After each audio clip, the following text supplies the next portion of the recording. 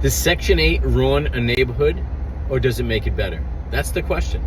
These are the questions or comments that I'm getting throughout my social posts and different platforms. And what I want to do is I want to take these statements, potentially false beliefs, and I want to address them. I want to address them with facts and figures, and so people can make their own judgment. You're always going to have someone with an opinion. If you show, enough of people two different things, 50% will like one thing, 50% will like the other. It's just how the world works. So that's okay. This is all good. This is good analysis. It's getting to the truth and getting to what works and what makes sense for each particular person. Now, here's the thing. Section 8, in my opinion, in my experience, only makes a neighborhood that much better. And I'll tell you why. Now, Section 8 does not work in so many areas of the world.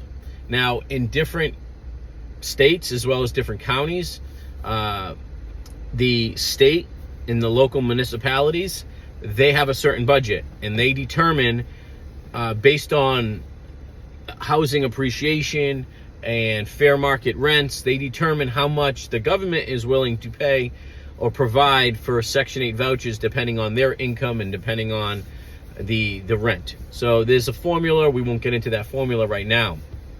I've found that because of Section 8 and because of the strict guidelines of being forced, and this is a really good thing, being forced to keep up the property, being forced before someone even moves in, it's inspected by Section 8 Housing Authority to make sure that there's enough fire alarms as well as carbon monoxide. Basically, they review the property to make sure it's safe for any particular person or family to move in. That's amazing, because that forces landlords, guys like myself, to make sure we pay attention to the details. And we would have done it anyways, with or without the Section 8 housing inspections, but some people might not.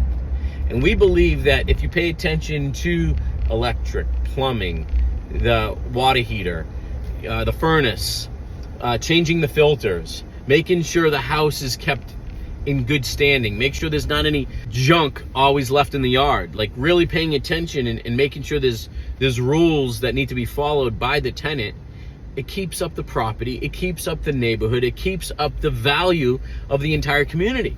And these Section 8 housing holders have been on a waiting list, some of them for years and years and years, before they were able to and granted a voucher, affordable housing voucher.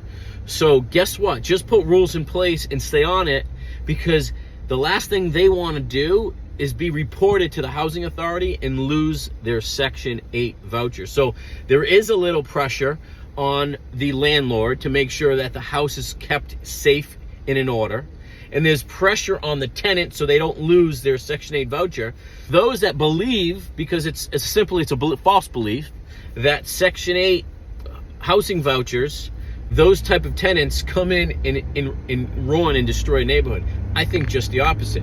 I think the more Section 8 housing vouchers, the more houses are kept up, the more rules are in place and implemented, the more there's checks and balances, I think there's more peace.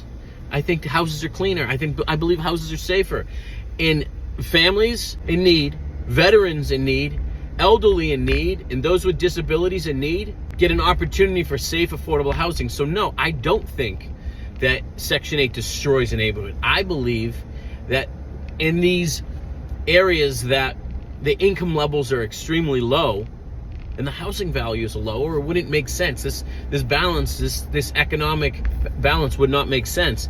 I believe these homes that are fixed and beautified and made safe for people to live in, and there's a stipulation that the voucher holder has to abide by certain rules or he'll lose their voucher, I think it only betters an environment, betters a neighborhood, and betters a community.